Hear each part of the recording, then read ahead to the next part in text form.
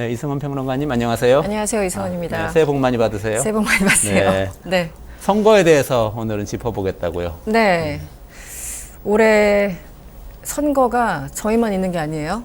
우리 대한민국 4월에 총선 있지 않습니까? 그런데 네네. 우리나라를 포함해서 이제 외신들을 쭉 살펴보면 뉴욕타임즈부터 뭐 포린 어페어스 등등 해서 외신을 찾아보면 최소한 40국에서 40여 개국에서 20억 명 이상의 유권자가 투표장으로 갈 수 있을 것이다.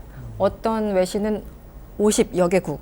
그런데 최종 살펴보니까 아마 보셨을 것 같은데 78개국에서 42억 명이 투표를 하게 되는 해입니다. 오, 42억 명이면 절반 정도 되는 거죠? 맞아요. 전 세계 인구의? 네.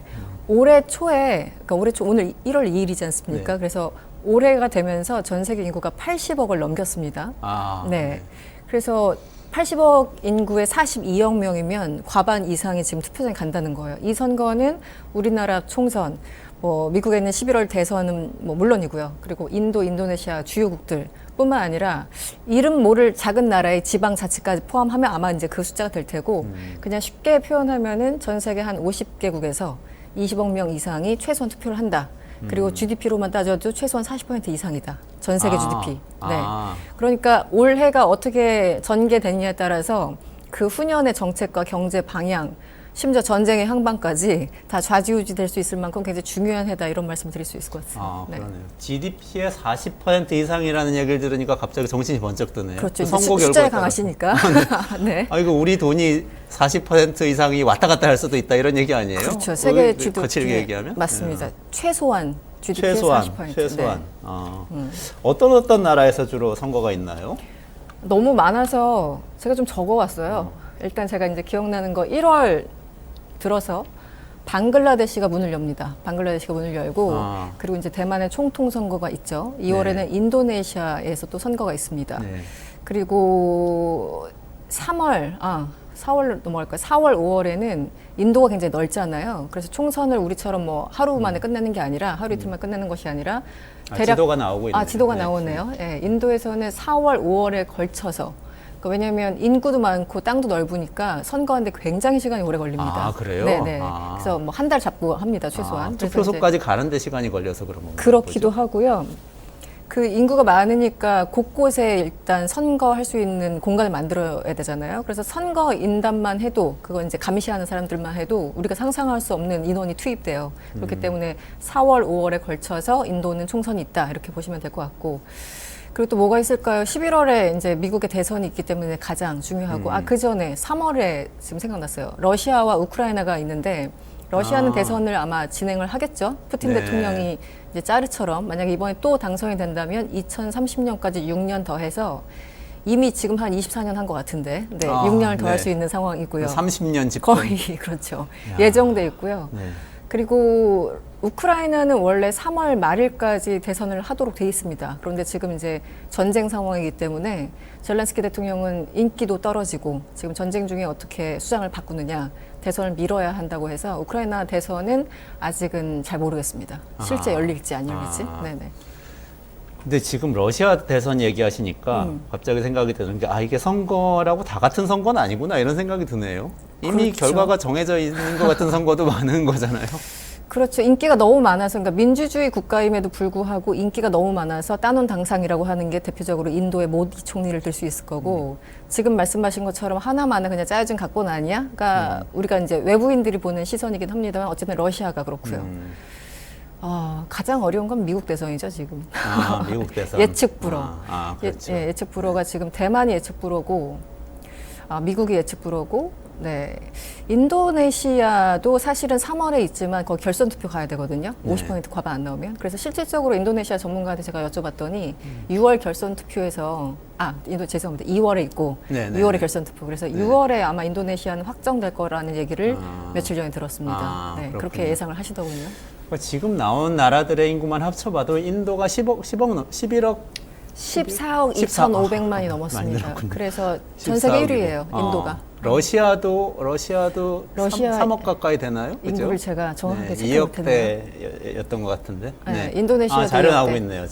투표자 숫자 저게 동그라미 크기가 투표자 인구 숫자네요. 인구 네, 각 숫자. 나라에 제일 큰 동그라미가 당연히 인도겠고, 네.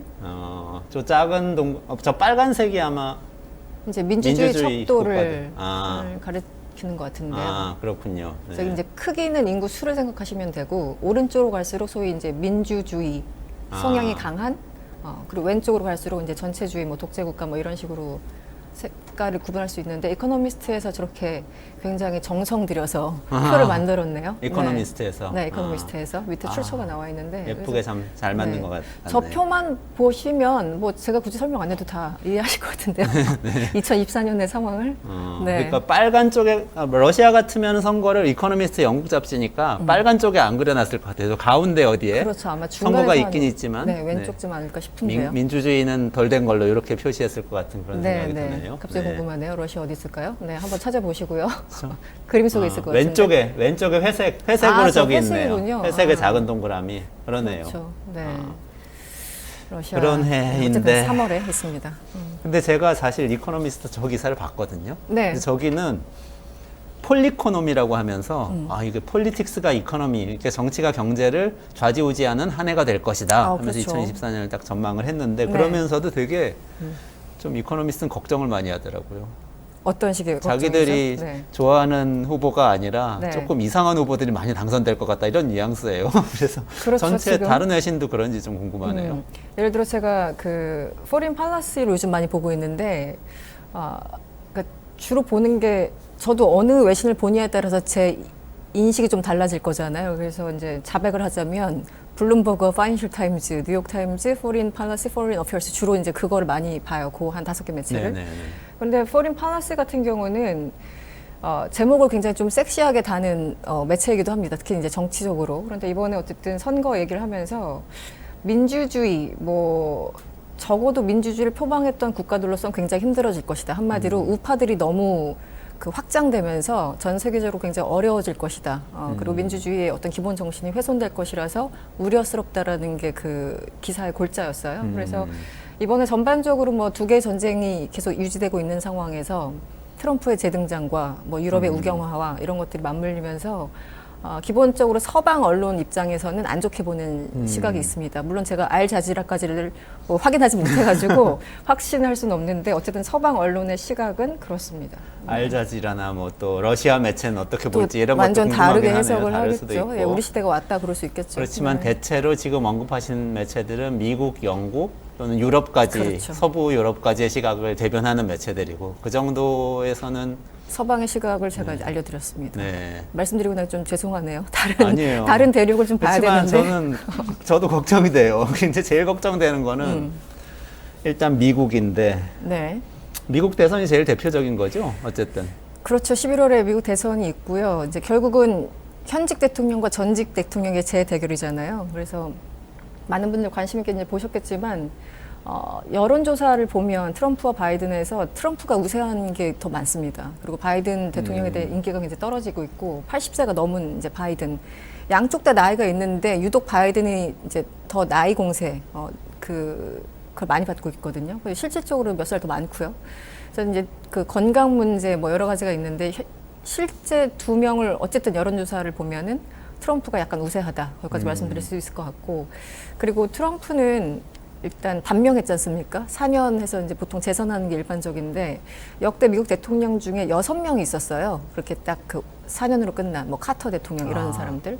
그 그거밖에 6명. 안 돼요? 네, 6명. 그러니까 굉장히 굴욕이죠. 아버지 부시랑 카터 그리고 닉슨은 중간에 뭐 탄핵 전에 나갔으니까 어쨌든 6명인데 그 중에 이제 꼽히는 사람입니다. 그러니까 트럼프 입장에서는 확실하게 서력을 해야 되는 것이고 본인이 뭔가 선거를 실제 뺏겼다고 선거 결과를 뺏겼다고 주장을 하고 있잖아요. 지금 4년 동안.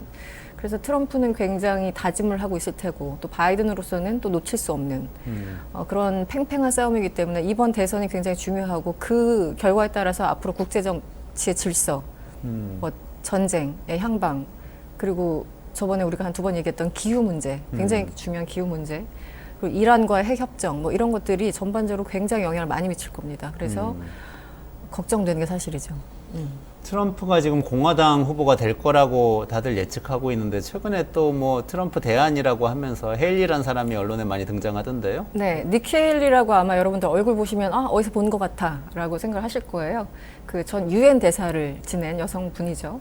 그리고 주지사도 했었고 과거에. 그런데 니키 헤일리가 최근에 여론조사에서 일부 지역에서 트럼프를 앞선다, 뭐 대항마다 혹은 대체제다 이렇게 보도가 나오고 있어요. 그래서 트럼프가 거의 100%지라고 얘기를 하다가 요즘은 아니야, 우리한테는 헤일리도 있었어 라고 생각하는, 그렇게 말하는 언론들이 좀 늘어나기 시작했습니다. 그래서 우리는 이제 언론에서 그런 거 있잖아요. 니키 헤일리가 될 가능성을 배제할 수 없다. 이 정도 말씀드릴 수 있어요. 네. 일부 지역에서 앞섰다고요? 일부 지역에서 앞서고 있어요. 그래서 이제 1월 달에 어딥니까? 아이오와 주에서 이제 코커스 열리고 이제 네. 뭐 당원 대회도 열리고 그 이후에 이제 오픈 프라이머리 쭉 예정돼 있는데요. 그래서 이제 6월에 3월인가요? 예, 슈퍼 화요일 해가지고 16개 중가에서 한꺼번에 하는 이제 그때쯤 가면은 대충 윤곽이 드러나는데 어쨌든 가장 첫 번째 시작하는 레이스가 가장 중요하잖아요. 그래서 1월 15일경에 있는 그 아이오와 주에서의 코커스, 그때 헤일리가 얼마나 받느냐, 트럼프가 얼마나 받느냐가 굉장히 중요한 관건이 될 것 같습니다. 1월 15일? 15일, 현지 시간 15일이요? 15일로 기억합니다. 네. 며칠 안 남았네요. 얼마 안 남았어요. 어떻게 되는지 좀 지켜봐야 되겠는데 어쨌든 헤일리가 추격을 꽤 많이 하고 있다. 많이 하고 있다. 네. 그렇군요. 근데 트럼프 입장에서는 트럼프는 이제 굉장히 비판적인, 당연히 깎아내리는 얘기를 하고 있고, 트럼프는 뭐 소위 모두까기 아닙니까? 모두를 다 욕하는 그런 상황이고, 트럼프의 그 골수 지지자들은 소위 백인 남성 노동자 계층 이렇게 요약되지 않습니까? 네. 근데 이제 그분들은 아직도 그 여권자들은 트럼프를 강력하게 지지를 해요. 이제 헤일리 입장에서는 그 사람들을 빨아들여야지만 공화당의 후보로서 나설 수 있으니까 지금 그 시골 구석에 가서 유세를 하고 있어요. 이 사람들을 겨냥해서 이제 헤일리가 나도 뭐 농장에서 뭐 태어나서 자랐어 뭐 이렇게 어필하면서 나도 당신들과 다르지 않다 하면서 백인 남성 노동자 계층에 대해서 굉장히 어필을 하고 있습니다. 헤일리는 좀 고소득층 출신인가 보죠? 네, 공화당 내에서도 저소득층, 고소득층 좀 이렇게 섞여 있을 거지 않습니까? 그런데 이제 공화당에서 소위 이제 고소득층과 약간 좀 학력, 뭐 대학 졸업한 이런 사람들 입장에서는 그래도 트럼프 좀 민망한 거 아니야? 그러니까 우리도 이제 헤일리라는 좀 그럴듯한 뭐 후보가 좀 있었으면 좋겠어라고 하지만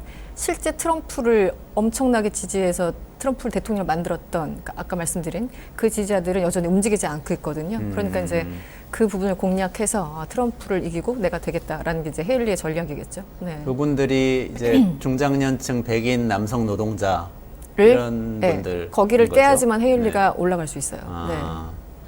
트럼프가 제일 고소득층인데, 근데 제일 부자 그것도 출신이죠. 참 재밌지 않습니까? 되게 역설적이네요. 네, 네.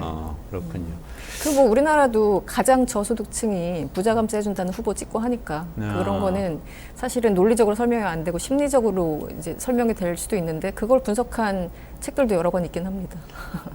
어떤 식으로 얘기를 설명을 할 수 있나요? 그러니까 이념적이라는 거죠. 그러니까 나는 저소득층이고 굉장히 한 달에 예를 들어 100불을 버는 사람이라고 하더라도 그렇다면 트럼프를 당연히 안 찍을 수 있잖아요. 네. 부자고 뭐 집안도 좋았고 나랑은 다른 삶을 살았고 그리고 부자들을 감세해 주는 것 같아 이러면 안 찍을 수 있는데 이 사람들은 예를 들어 뭐 낙태 문제, 동성애 문제 뭐 이런 다른 이슈를 가지고 평가한다는 거예요. 그 책을 읽은 지가 제가 10년이 돼가지고 잘 모르겠는데 기억이 정확하게 안 나는데 하여튼 그런 이념적인 이슈들이 유권자들의 어떤 투표 성향을 결정한다는 그런 책의 내용이었습니다. 네. 그 말씀 듣고 보니까 제가 트럼프 그 대선 공약 초안이라고 공개해 놓은 내용을 잠깐 봤는데요. 최근에요? 11월 달쯤 나왔던 것 같아요. 네. 11월 달쯤 나왔는데 제가 아주 자세히 보지는 못했지만 그 내용 중에 이런 거 있더라고요. 그러니까 교사들에게 총기를 소유할 수 있게 해주겠다. 이런 게 이제 있었어요? 누가 총기 난사하려고 총 들고 들어오거나 학교에 마약 갖고 들어오면은 그 방어해야 교사가 된다? 바로 방어할 수 있어야 한다.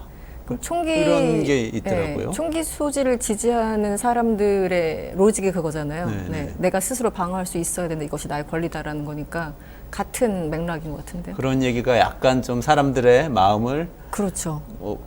이념적으로 끄는 거 아닌가 이런 생각이 누구나 그런 생각은 또 하잖아요. 우리 애가 있는 학교에 총 들고 강도가 들어오면은 방어를 할 수 있어야 되지 않나 이런 생각이 들잖아요. 그렇지만 사회적으로 뭐 나중에 더 나쁜 결과가 될 수도 있지만. 그렇죠. 네네.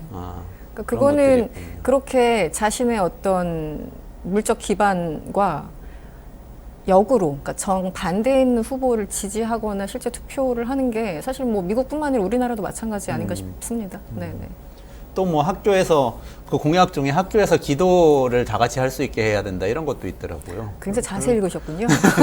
아니, 저는 안 그런 읽었습니다. 부분만 딱 눈에 띄었어요. 그러니까 네. 이념적으로 그 접근을 하는 것 같다 뭐 이런 생각이 많이 들었습니다. 어쨌든 그러면 네. 아, 제가 여기 질문 네. 드리고 싶은데 그 트럼프가 되면 혹시 되면 경제는 어떻게 되는 겁니까? 아니 그거는 제가 이승만 평론가님한테 여쭤봐야 돼요. 경제 전문가라서 제가 진짜 오늘 이 질문을 위해서 나왔어요. 네. 제가 한번 말씀드려 볼 테니까 평가를 좀 해주세요. 예, 1분 요약. 제가 그것도 그 공약에서 본 거예요. 근데 뭐냐면 당선되면 바로 중국에 대해서 최혜국 대우를 폐지하겠다. 폐지하겠다. 네, 이렇게 얘기했어요. 최혜국 대우라는 건 MFN이라고 그래서 네. 자유무역 질서의 기본인데 우리나라하고 미국하고 서로 최혜국 대우를 해줘요. 미국하고 EU도 최혜국 대우 해주고요. 서로 최혜국 대우를 해주면서 네.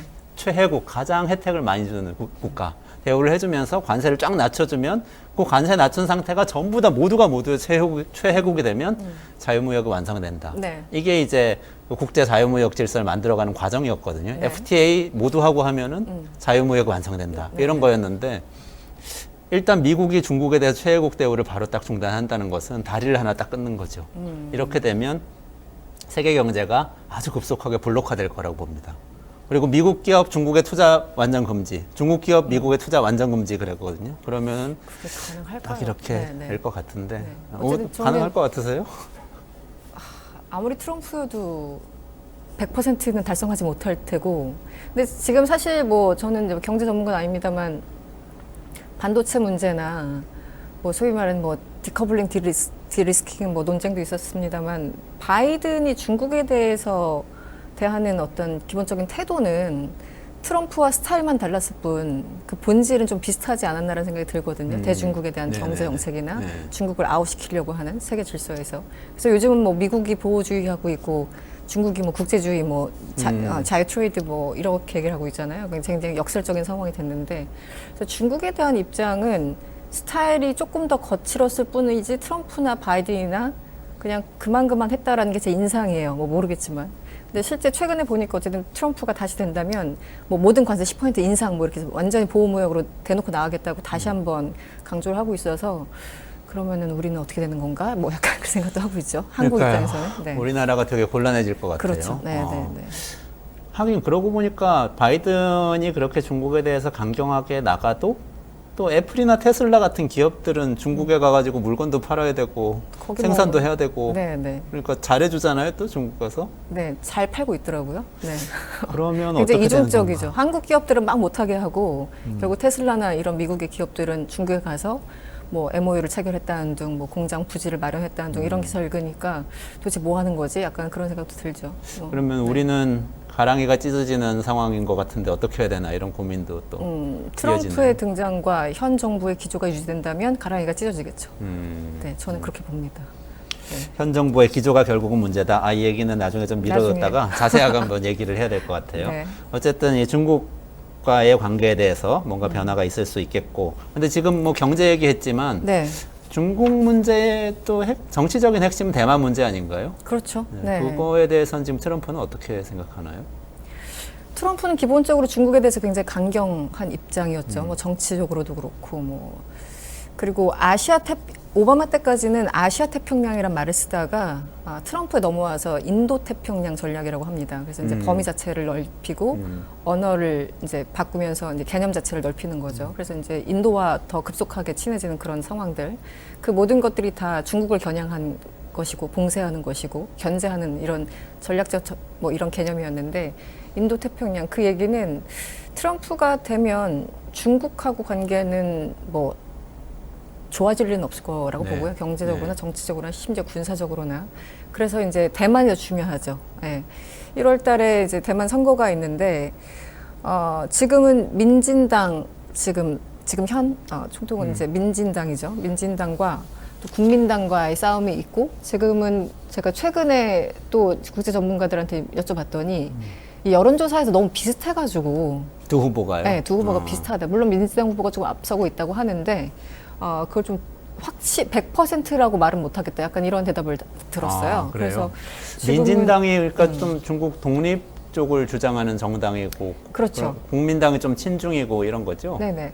그러니까 민준 비슷비슷하고. 지금의 현 집권당, 그러니까 민진당, 네네, 민진당이 이제 민진당. 유지된다면은 미국하고 그러니까 친미 노선으로 계속 가는 거고요. 뭐 친미라고 해서 그게 엄청나게 뭐 그런 건 아니지만, 근데 만약에 제1야당인 국민당 후보가 당선이 된다면 중국과의 통일에 대해서 굉장히 강력하게 얘기를 하고 있거든요. 그러니까 쉽게 얘기하면 민진당은 바이든이 좋아하고 국민당은 시진핑이 좋아하고 그래서 여론조사 결과 어쨌든 현 집권당이 약간 우세하고 국민당이 열세라는 얘기가 들리니까 시진핑 주석이 지난 26일, 그러니까 12월 26일에도 그렇고 12월 30일 마지막 날에도 마찬가지고 이 중국 통일, 조국의 통일은 이거는 우리 일생 뭐 거의 과업이다 뭐 이런 식의 굉장히 강경한 발언을 해놨어요. 그래서 이제 미국이 그 대만 선거에 개입하지 말라 뭐 이런 얘기를 하고 있는데 어쨌든 시진핑이 저렇게 강력하게 얘기했다라는 거는 그만큼 박빙이란 뜻이겠죠. 네. 아, 그렇군요. 네네. 그것도 어쨌든 선거 개입이네요. 저는 그렇게 생각을 못했는데 말씀 듣고 보니까.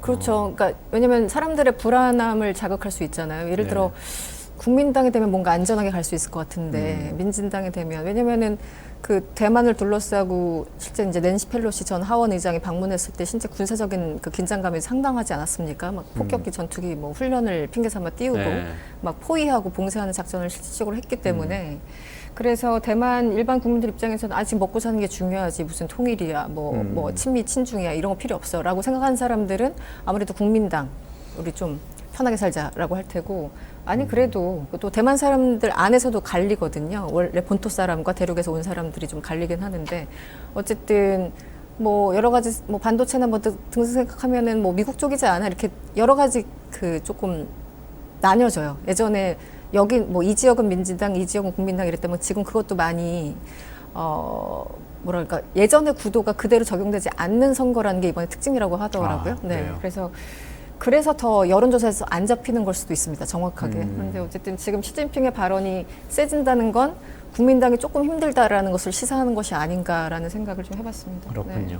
만약에 민진당이 된다고 더 다수당이 다시 된다고 한다면 그러니까 총통선거에서 이긴다고 한다면 지금의 상황이 더 이어진다 이렇게 생각할 수 있고 국민당이 되면 더 훨씬 중국이 이니셔티브를 쥐고 대만을 그렇죠. 흡수해갈 거다 이렇게 볼 수 있는 건가요? 아주 거칠게 표현하면 그렇습니다. 네. 그렇군요. 미국 선거하고 중국 선거도 또 대만 선거도 맞물려 네, 있네요. 맞물려 있어요. 그래서 정리해 보자면 일단 전체 20여 개국 또는 50여 개국에서 절반 정도의 인구가 투표에 참여하는 선거해가 될 텐데 제일 중요한 선거는 트럼프가 등장하는 미국 선거. 그렇죠. 이렇게 네. 그 트럼프의 당선과 이 가장 그 결정적으로 영향을 미칠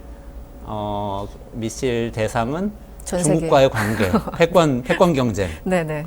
그리고 패권 경쟁의 하나의 굉장히 중요한 이 신호는 대만 문제. 그렇습니다. 네. 그렇군요. 이렇게 대만 정리할 수 문제가 있겠네요. 중요한 건 사실은 이제 중국과 대만과 우리는 지리적으로 가깝지 않습니까? 그런데 만약에 사실은 그 뭐 대만 침공설 이런 거 들어보셨죠? 네, 몇 년 네, 전부터. 네. 근데 사실은 트럼프 때만 해도 그 얘기 별로 없다가 바이든 정부 들어서면서 어떤 장성 얘기했나 무슨 2027년 뭐 중국의 대만 침공설 이런 게 갑자기 좀 그 사그라들다가 다시 떠오르고 뭐 이런 식이었어요. 그래서 그게 그냥 27년 도대체 무슨 근거야? 그랬더니 무슨 뭐 100주년 되는 해야 뭐 이렇게 얘기를 하는데 사실은 정확한 근거는 없고 그냥 시나리오일 뿐입니다. 근데 예를 들어 최악의 경우에 뭐 그게 우발적이든 뭐가 됐던 뭐 전쟁이나 분쟁은 전혀 예측하지 못한 상황에서 발생하는 거니까. 그런데 중국이 대만을 그들의 어떤 설에 따라서 정말 침공을 한다면 미국은 가만히 있지는 않겠죠. 그럼 네. 미국은 누구한테 지원을 요청할까요? 일본하고 한국이잖아요. 네. 그렇다면 우리 내부에서 논쟁이 시작되겠죠. 대만하고 지금 중국하고 싸운다는데 우리는 뭐 어떻게 할 거야? 우리는 군사적으로 대응을 해야 돼 말아야 돼? 뭐 등등. 굉장히 사실은 대만의 어떤 선거 결과 그리고 중국과 대만의 관계는 우리 그 안보에도 직접적인 영향을 미치는 거라서 저는 이제 그런 안보 쪽에 좀 관심이 많다 보니까 그런 생각을 좀 해봤습니다. 네. 대만에 분쟁이 생기면 우리 한국에 있는 주한미군이 거기에 개입을 할 수 있나요? 전쟁이 되면 개입할 수 있겠죠. 떠나서 개입할 수 있으면 주한미군이 지금 한미 연합사를 총괄하고 있잖아요. 한미 네, 연합사의 연합사가, 네. 휘하에 우리 군대가 있는 거고 네, 네, 한국 네, 군대가 그럼 같이 딸려가는 건가요? 설마? 이게 왜 우리나라에서 만약에 이제 소위 말하는 이거 너무 깊이 들어가는 것 같은데요. 네, 그 질문은 우리 좀 다음에 할까요? 조금만 더 하여튼, 얘기해 네. 주시고 다음번에 더. 그러니까 한반도에 소위 유사 사태가 발생을 하면, 그러니까 한반도에 전쟁이 발생한다면 그 평시와 전시에 따라서 이제 뭐 전자권 그 왔다 갔다 하는 건데, 이거는 이제 대만 쪽이면 우리나라 문제가 아니잖아요. 그러니까 그때는 이제 우리가 결정을 해야 되겠지만 사실상 미국과 협의를 할 수밖에 없겠죠. 왜냐면은 우리가 급할 때 만약에 북한이 우리를 침공한다면 미국이 도와줄까라는 핵 우산 이런 거 뭐 협의하고 그룹도 만들고 계속 컨설테이션을 하고 있는데, 미국의 국익에 직접적으로 미국의 국익을 직접적으로 좌지우지하는 대만 문제가 발생했을 시에 한국군이 가만히 있을 수 있어? 한국 정부가 가만히 있을 수 있어? 이런 질문을 할 수 있다라는 거예요. 저는 동맹이니까. 가정하에서 말씀을 드리는 겁니다. 네. 그런데 뭐 주한미군이 실제 얼마나 갈지 안 갈지, 그래서 우리 군이 어떻게 될지는 전혀 모르고 제가 말씀드릴 수 있는 부분은 아니고, 어쨌든 지리적으로도 그렇고 경제적으로도 그렇고 군사적으로도 그렇고 중국과 대만의 어떤 군사적인 문제가 생겼을 경우 대한민국이 지금처럼 그냥 이렇게 유지될 수 있을 것인가, 그런 생각을 해보게 되죠. 댓글로 많은 분들이 걱정을 하고 계세요. 지금 이 이야기에 대해서. 갑자기 하여튼 굉장한 오늘 걱정이네요. 주제가 그쪽이 아니었는데 너무 얘기를 대만 많이 선거 한 것 결과가 언제 나오는 거죠? 1월에 나옵니다. 1월 중에? 며칠이죠? 제가 날짜가 너무 많아가지고. 1월 중에 근데 13일? 진짜 네. 1월 중에 나오는 대만의 선거의 결과에 13일. 우리나라의 그런 결정적인 안보도 달려 있을 수도 이제 있다는 게 되게 안보 문제는 극단적인 거니까 너무 그 머리 많이 담아주지는 않으셨으면 좋겠는데, 어쨌든 작년 재작년 그 Foreign Affairs 그 잡지를 보면 미국에서 이제 외교 정책에 굉장히 또 내노라는 전문가들이 쓴 잡지, 이걸 보면은 그 내용이 실제 있어요. 중국이 대만을 침공한다면 미국군은 어떻게 대응해야 되는가, 국제정세는 어떻게 돼야 되는가, 이걸 시리즈로도 막 냈었거든요. 그 2022년으로 제가 기억하는데. 그러니까 그런 얘기가 실제 있는 건 당연한 거고, 우리는 항상 최악의 경우를 대비해야 되잖아요. 이제 그럴 경우 당장 이제 먼 나라 얘기가 아니라 한국은 뭘 해야 되지, 어떻게 돼야 되지, 이런 거는 항상 최악의 경우 정책 결정권자들이 대비를 하고 있어야죠. 네. 그렇군요. 정리해보자면 잠깐 정리하고 넘어갈게요. 네, 정리해 1월 주시죠. 15일에 아이오와부터 시작해가지고 미국의 유권자들이 미국 공화당 대통령 후보를 선출하고, 대통령 후보가 트럼프가 된다면 트럼프가 될 가능성이 굉장히 높고, 트럼프가 되면 굉장히는 모르겠어요. 왜냐면 최근에 바이든과 트럼프가 또 이게 약간 접전이라는 여론조사가 있어서 트럼프가 될 가능성이 일단은 경선에서 높고, 바이든과 트럼프가 맞붙었을 때 누가 될지는 잘 모르겠지만 오늘 아침에 읽은 뭐 외신에 따르면 바이든이 미세하게 우세할 것이다라는 바이든이 우세할 것이다. 기자들의 전망이 있었어요. 그래서 이제 함부로 얘기할 수는 없으니까. 그렇습니다. 그거 약간 정정하고, 네, 다시 정정. 누가 이길 수도 있지만 미국 대통령이 누가 되느냐에 따라서 미중 관계 또 여러 가지 경랑 속으로 들어갈 수가 있는데, 거기에 영향을 끼치는 건 또 1월 중에 나올 대만 선거 결과라는 거죠.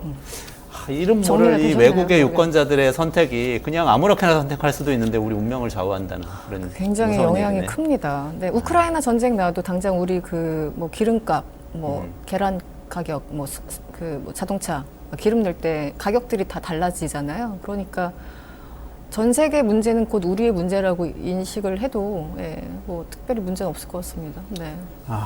정말 불안합니다. 네. 네, 저희 계속 근데- 생각하면서 고민해야 될 것 같아요. 방송 몇 시까지죠? 네, 지금 아직 지금- 좀 남았습니다. 이제 죄송합니다. 많이 남았는데 다시 달려가 보죠. 우리 다시 미국하고 돌아가서 대만까지밖에 못 간 것 같은데. 다시 돌아가서 유럽 얘기로 넘어가 보시면 어때요? 유럽 네네. 좋습니다. 유럽 선거 있다고 하셨는데 유럽 의회 선거죠. 예, 유럽 의회 선거입니다. 이게 유럽 나오면 또 복잡해요. 유럽 뭐 이사회가 있고, 유럽 집행위원회가 있고, 의회가 있어요. 여기서부터 어지럽죠. 이제 세 개가 있는데, 예를 들어 유럽을 대표하는 건 유럽 집행위원회, 그러니까 약간 행정부격이라고 생각하시면 되고, 유럽 강요회의라고도 하는데 카운슬이라고 해요. 그래서 이제 이사국들은 27개국 멤버들이 한 명씩, 그래서 각 개별 국가의 이익을 담당하는 곳이에요. 그리고 EU 전체의 유권자들이 참여해서 705명 정도를 뽑는 것이 바로 이제 유럽 의회인데, 유럽 의회가 이번에 선거가 있습니다.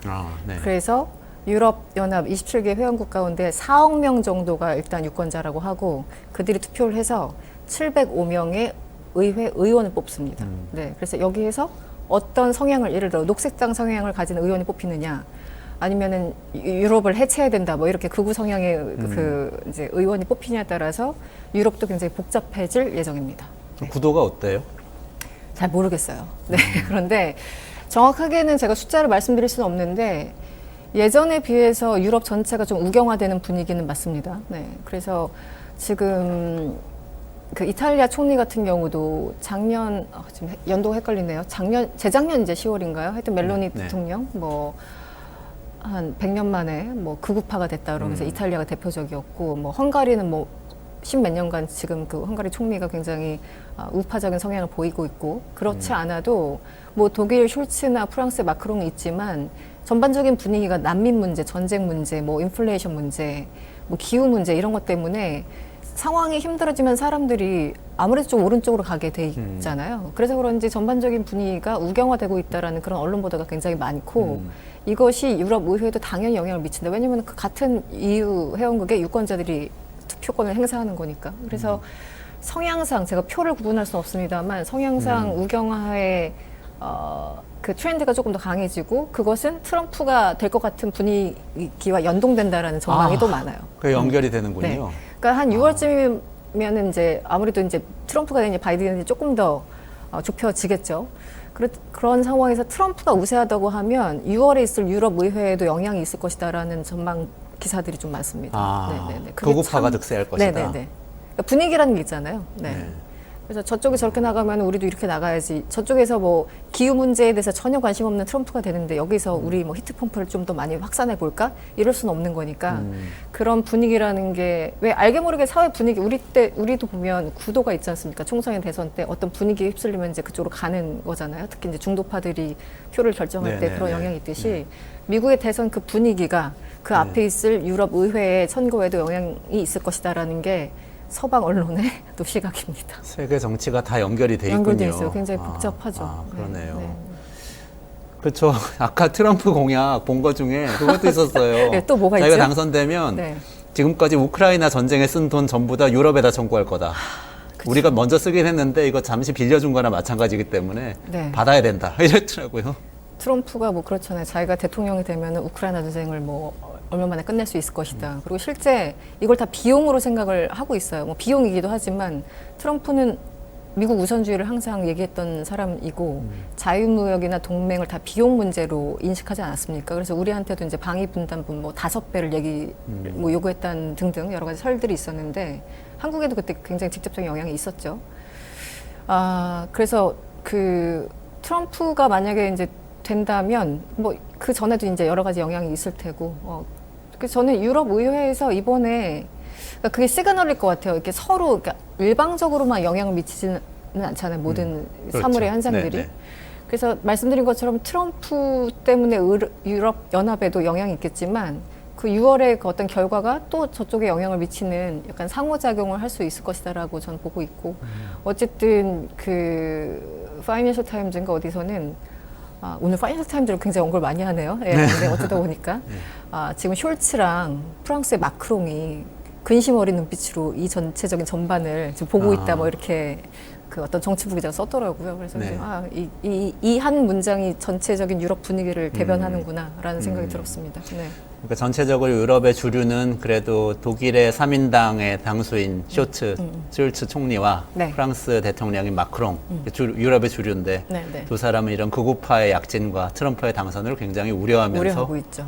어, 갑자기 말씀하니까 있다. 완전히 그 다른 길로 빠지는데 그 트럼프랑 마크롱이랑 악수하면서 서로 힘겨루기 했던 거 장면 혹시 기억나십니까? 기억나요, 진짜. 그래서 이제 악수 서로 막 힘줘가지고 보통 악수 한 2초만 끝나잖아요. 막 네. 5초간 서로 막 손을 짓누르는 그 장면이 있어서 그게 한동안 화제가 됐었습니다. 근데 트럼프가 이제 누구랑 악수를 얼마나 세게, 얼마나 오래 하느냐 그것도 이제 이슈가 돼가지고 여러 장의 사진들이 나왔는데 그때 대표적으로 트럼프와 마크롱이 신경전을 벌이는 그 장면이 갑자기 떠오릅니다. 네. 나이도 한 30살 차이 나지 않나요? 마크롱이 저랑 동갑인가 그렇습니다. 네. 저보다 한 살 어린가요? 네, 하여튼 70년대생입니다. 네. 참고로. 네. 그렇군요.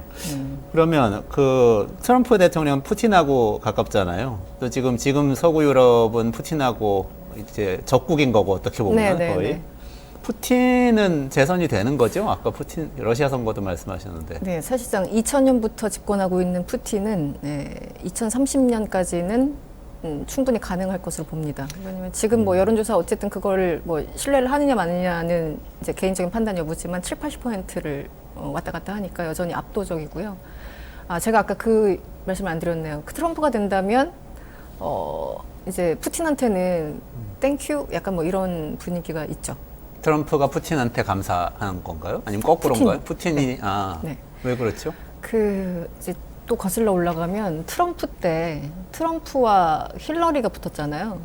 근데 그때 무슨 힐러리 이메일이 한번 털린 적이 있어요. 그래서 이제 국무장관 시절에 뭐 했던 뭐 발언부터 뭐 하고 여러 가지 이제 해킹 사건도 있었고 SNS 해킹 사건 등등 있었는데 그 당시에 러시아가 배후했다. 한마디로 힐러리를 막고 트럼프를 당선시키려는 러시아 뭐 정보국에 혹은 뭐 그 음지에 뭐 세력들이 있었다, 영향이 있었다. 그래서 러시아에 대해서 뭐 조사를 한 해 만에 뭐 이런 게 있었어요.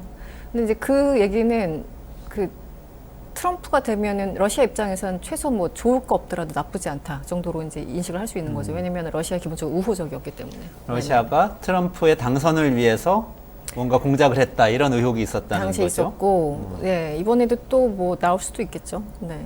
네. 새로 나올 수도 있고. 네, 네. 우크라이나는 아까 그 선거를 유예했다고 그러셨는데 그럼 계속 젤렌스키 대통령이 하는 상태가 되는 거고. 네, 잠시 그 말씀드렸는데 유예가 확정된 건 아니에요. 그런데 유예될 것으로 보입니다. 그러니까 원래 3월 31일인가 이제 법률상 선거를 해야 되는데 젤렌스키가 지금 전쟁 중이니까 뭐 아주 특별한 상황이 있는 거잖아요. 이제 헌법에도 뭐 우리 뭐 계엄령 이런 것처럼.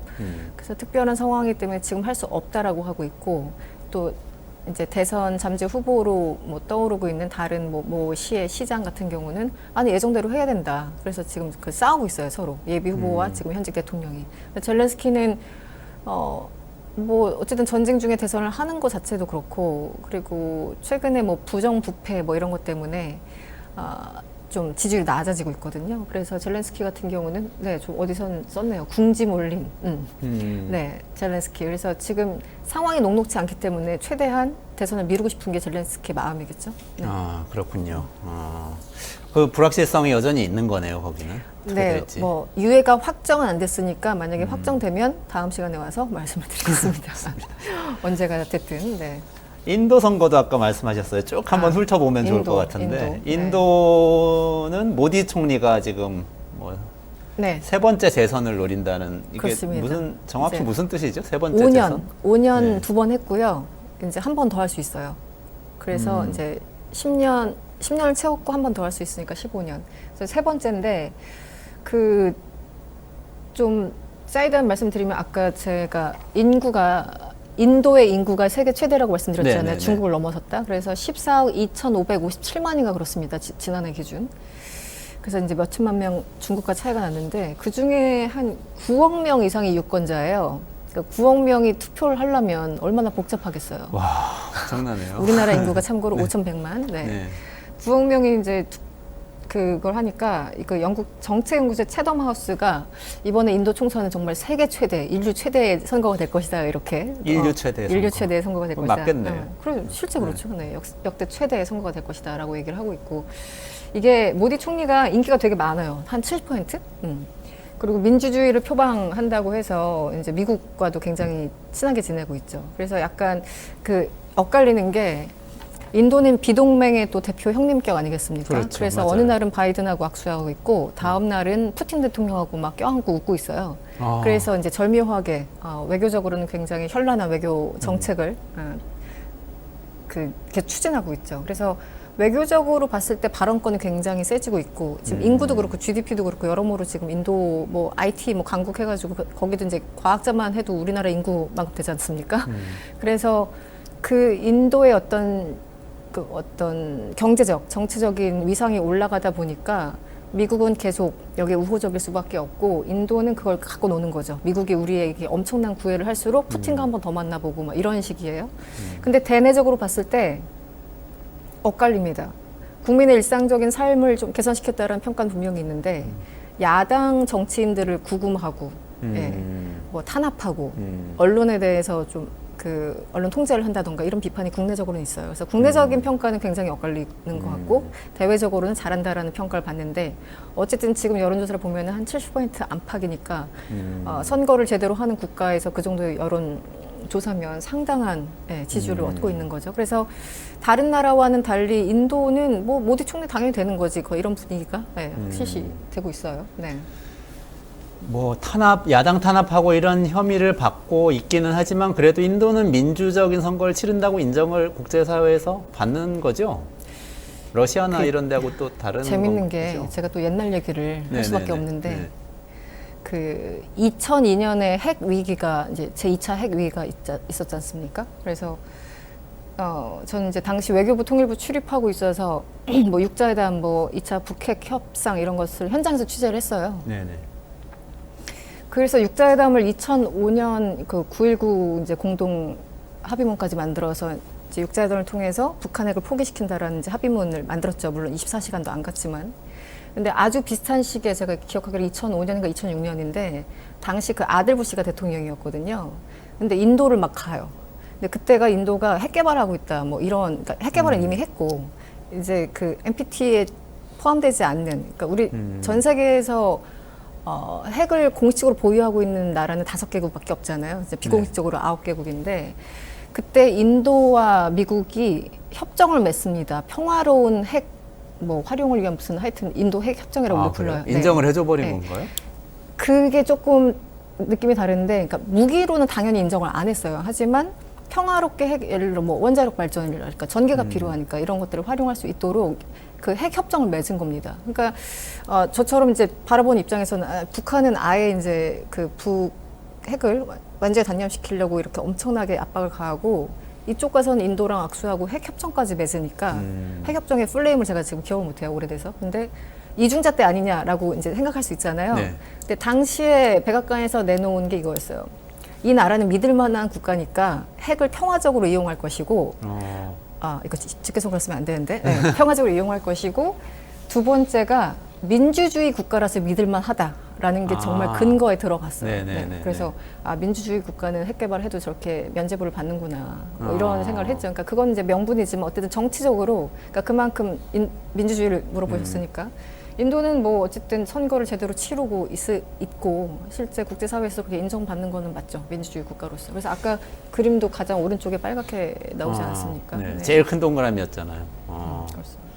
생각해 보면은 미국이 주도하는 그 인도 태평양 경제 프레임워크 IPEF 거기도 인도가 참여했죠. 네, 그렇죠. 거기도 네. 참여하고 몇 개국인지 지금 헷갈립니다. 12개국인가 그랬어요. 제 기억에 11개국인가. 그러면서 우리 원래 일본이 주도한 건데 우리나라도 그래서 우리도 한다. 그리고 네. 뭐 이게 미국 중심 동맹 아니야 그러면 또 인도도 있다 그러면서 핑계를 적절하게 잘 제공해주면서 하는 것 같아요. 근데 그 쿼드도 그렇고 뭐 그렇지만 여러분 그 인도 보실 때 헷갈리시면 안 돼요. 이쪽에 있으니까 미국하고 친한가 보다. 아니에요. 다음 날 다른 데 또 이제 조약에 가입해 있어요. 그래서 인도는 양쪽 다 어떻게 보면 절묘하게 그 외교 정책을 펼치고 있기 때문에 이쪽 편이구나 이렇게 함부로 예단할 수 없는 국가가 바로 대표적으로 인도입니다. 또 인도네시아도 있고요. 근데 대표적인 게 인도. 그리고 이제 브라질도 그렇죠. 네, 러시아에 대해서 뭐 비판하지만 뭐 제재를 하지 않는다든가 해서 요즘 소위 말하는 그 글로벌 사우스라고 하는 중간지대에 있는 그 어느 편도 들지 않고 외교를 현란하게 하는 국가가 이제 브라질, 인도, 인도네시아 뭐 이 정도 꼽을 수 있을 것 같아요. 네, 그렇군요. 인도네시아 말씀하셨으니까 인도네시아도 인도네시아. 선거 있죠. 네. 몇 분이나 인도네시아가- 남았죠? 인도네시아? 얼마 얘기할 수 있죠? 이제 5분 남았는데 남았어요? 잠깐 말씀해 주시면 네. 될 것 같아요. 2월에 선거가 있고요. 여긴 네. 결선투표를 합니다. 그래서 결과는 6월에 나올 가능성이 높아요. 그 얘기는 지금 압도적으로 우위를 자랑하는 후보가 없다는 거죠. 그런데 재밌는 게 이거 재밌어요. 여기가 대선 총선 같이 하는 거죠? 네네. 네네. 근데 그 이제 2004년 이후에 직선제인데 제가 이름을 잘 못 외워가지고 지금 국방부 장관 이름이 수비안또예요. 수비안또. 수비안또. 예, 수비안또. 근데 지금 후보로 나왔어요. 그런데 지금도 이미 지지율이 80%인 현직 대통령, 위도도 대통령 굉장히 인기가 많습니다. 한 번 더 했으면 좋겠다라는 게 사람들의 심리일 텐데. 조코 위도도죠. 네, 조코 위도도. 네. 걸렸어요. 왜냐면 3년이면 안 되나 그래가지고 하여튼 선거를 무조건 해야 되는 상황이에요. 그래서 지금 그 밑에서 일했던 국방장관이 후보로 나왔고 지금 좀 앞서가고 있어요. 그런데 이 후보가 그 위도도랑 가장 강력하게 라이벌 대치 관계로 있었던 사람이에요. 예, 계속 지난 대선 때 계속 그러니까 한마디로 뭐 비근한 얘기인지 모르겠는데 하여튼 그 오바마와 힐러리가 싸웠잖아요. 그런데 힐러리를 국무장관으로 앉히지 않습니까? 네네네. 비슷한 겁니다. 네. 근데 완전히 적대적인 세력이었어요. 근데 이제 수비안 또는 정치적으로도 그렇고 그 수하르토 독재자의 전 사위예요. 그러니까 이제 저쪽은 완전히 그러니까 군부 쪽이었고 이 사람은 지금 그러니까 헷갈리시면 안 돼요. 현직 대통령과 하여튼 적대적인 관계였는데 국방부 장관을 앉히면서 자기 사람을 만든 거예요. 그래서 이 사람이 다시 이번에 후보로 나오는데 앞서가고 있고 이 후보가 지금 현직 대통령의 아들을 러닝메이트로 삼았어요. 아, 굉장히 웃기죠? 약간 정략 결혼 같은 느낌, 드라마가 비슷한 아니에요. 느낌인데. 그러니까 정적이었던 사람이 그 정부 가서 국방부 장관을 하고 다시 대선에 나오면서 그럼 현직 대통령 아들을 러닝메이트로 삼아볼까 해서 실제 했어요. 그래서 약간 앞서가고 있어요. 2위 후보. 그러니까 2위는 좀 더 리버럴하고 이런 후보인데 그래서 이 수비안토 현 국방부 장관, 이 후보가 조금 앞서가고 있는데 왜냐면 어쨌든 지금 현직 대통령이 워낙 인기가 많으니까 그 아들이 러닝메이트로 나오니까 소위 거기에 MZ 세대들 젊은 사람들이 이제 지지를 하고 뭐 그런 것들이 더해져서 여론조사 결과를 좀 움직이는 게 아닌가 이런 분석들이 좀 나오고 있습니다. 네, 근데 역시 압도적이지 않기 때문에 결국은 6월 가서 봐야 된다. 성향은 어때요, 근데? 거기는 뭐 거기도 우파 좌파 이런 수비안토 자체는 뭐 수하르토의 전 사위였고 완전 뭐 군부 그러니까 완전 오른쪽의 사람이라고 보시면 되는데 현직 대통령의 어떤 그걸 계승한다고 주장을 하고 있어요. 왜냐면 여기서 국방장관 했고 아들까지 내 러닝메이트니까 나는 사실은 지금 현직 대통령과 똑같은 사람이야라고 이제 어필을 하는 거죠. 그러니까 헷갈리게 하는 거죠. 저 사람은 반대쪽에 있었는데 지금은 또 아들을 또 같이 뭐 이러면서. 네. 근데 또 재밌는 게 그 부통령이 됐던 뭐가 됐던 그 후보가 40세 이하 제가 헷갈리는데 40세 이하로 제가 기억하는데 40세 이하면 그 선거에 못 나가요. 그런데 아들이 그 나이에 걸렸어요. 그랬더니 헌재에서 아니 다 나갈 수 있어라고 또 그렇게 유권 해석을 내렸어요. 그래서 이제 아들도 못 나갈 뻔하다가 나가니까 뭔가 그런 탄력을 좀 받는 것 같습니다. 그래서 개인적인 성향은 완전 이제 군부 쪽이라고 보시면 지금은 아니야 나 다른 사람이야 뭐 이렇게 되는 거죠. 인도네시아가 큰 나라잖아요. 2억 8천 명 인구고 2억 7천만 8천만 2억 7천만. 야, 그게 중요한 나라인데 외교적으로 인도네시아도 인도처럼 이렇게 비동맹 스탠스를 유지를 하고 있나요? 아니면 친미, 뭐 친중 뭐 이런 그 어떤 방향이 있나요? 인도하고 비슷하게. 네네네. 그래서 인도네시아도 외교를 어쨌든 그 국익 위주의 외교를 굉장히 잘하고 있죠. 그리고 지금 인도네시아가 굉장히 중요한 게 우리나라에서도 투자를 굉장히 많이 하고 있는 나라가 인도네시아입니다. 네네네. 그런데다가 뭐 니켈인가요? 그 자원이 워낙 풍부하니까 우리 이제 그 산업에서 기본적인 그 원자재 자원이 필요하잖아요. 그래서 네네. 인도네시아에서 예를 들어 수출 금지하면은 당장 우리나라에도 타격이 있는 거죠. 뭐 전기차 이런 거 다. 그러니까 인도네시아 선거 결과가 그 예를 들어 자원 민족주의로 가면 어떻게 되나라는 우려를 지금 하고 있거든요. 그래서 그 선거 결과에 따라서 수출입이 좀 달라질 것이고 그렇다면 우리나라에도 직간접적인 영향이 있을 것이다라는 게 또 산업계 관계자들의 전망입니다. 그렇군요. 네. 중요한 선거네요. PD님이 1분 남았다고 엔딩하라고 그러시는데요. 제가 뇌피셜로 배가 고파요. 네. 뇌피셜로 제가 이렇게 정리 한번 해볼 테니까 평가해 주시면 좋겠어요. 뭐냐면 이런 거예요. 트럼프, 그다음에 유럽의 극우파, 그리고 러시아 이렇게 일종의 글로벌 우파 동맹이 있어요. 뇌피셜로. 네. 그 전 세계가 하나의 어떤 정치 체제라고 생각한다면. 네. 그리고 마크롱, 숄츠 독일의 그리고 이제 많은 서구 국가들, 북유럽 국가들 이런 데들 그리고 미국의 또 바이든 이렇게 네. 해서 일종의 기존 체제, 뭐 기존의 자유민주주의. 주류 동맹, 자유민주주의 동맹이 있어요. 국제, 네네. 예, 그 연합이 있고 그 다음에 인도, 네. 인도네시아, 네. 기타 등등 브라질 뭐 이런 국가들의 비동맹이 있어요. 이 국가들은 왔다 갔다 하면서 그리고 중국은 뭔가 중국도 약간 비동맹 쪽에 있는 것 같으면서도 또 저 러시아나 이런 국가들하고 가까운 것 같으면서 왔다 갔다 하면서 스스로 이제 뭔가 이 세 군데 안 속한 하나의 새로운 깃발을 들려고 하고 있어요. 이런 중국은 그림이에요. 항상 자국 중심주의죠. 자국 중심주의. 네, 그들 입장에서 중화, 뭐, 네. 네, 어쨌든, 네. 이런 그래서 정도의 다국화된 세계에 우리는 살게 살고, 된다. 네. 이렇게 생각할 수 있나요? 지금 현재로선 그럴 수 있죠. 지금 그러니까 서방 언론에서 서방 전문가들이 우려하는 것은 지금까지 80년간 유지되었던 어떤 자유무역, 뭐 질서, 또 동맹, 예를 들어 이제 미국 입장은 나토 이런 것들 기존 질서를 유지하자면 바이든의 어떤 그 기존 정치가 필요한 것이고 이 모든 걸 흐트릴 사람은 혹은 파기할 사람은 트럼프다라고 실제 그렇게 그 정확하게 보고 있고 그 흐름이 이제 서로 상호 작용을 하는 거겠죠. 유럽과 미국 대륙. 그리고 글로벌 사우스 같은 경우는 사실은 그들은 뭐 여기 갔다 저기 갔다가 아니라 그들 입장에서는 그들의 중심을 지키는 거예요. 그렇군요. 예, 네. 글로벌 사우스 입장에서는 아까 그 표현이 조금 화나는 표현일 수도 있는데 그래서 우리는 그냥 우리 위주야, 우리 국익 위주야 가는 것이고 예, 거기에 따라 약간 조율을 하는 거겠죠. 역시 국익 위주로. 네. 그렇군요. 아, 이게 변화무쌍하네요. 몇 년 전까지만 해도 미중 양강 체제로 국제 질서가 재편된다 그러더니 벌써 뭐 다른 깃발이 많이 나왔네요. 미중이 기본 중심이긴 한데 그 주변에서 움직임들이 더 현란해지고 있죠. 제가 보기엔. 네. 그렇군요. 전 세계가 하나의 국가라면 여러분들은 어떤 정당에 투표하시겠습니까? 이런 질문도 가능하겠는데요. 한번 생각해 볼 필요가 있지 않을까요? 어려운 질문이네요. 네. 네. 오늘 이 정도로 마무리를 하고 또 다음 주에 모시면 좋을 것 같은데. 알겠습니다. 네, 괜찮으세요? 네. 네. 오늘 굉장히 중요한 얘기 들었고요. 진짜 전 세계가 하나의 국가라면 여러분 어느 정당에 투표하시겠어요? 우리 총선도 4월입니다. 미리미리 생각해 두시면 좋을 것 같고요.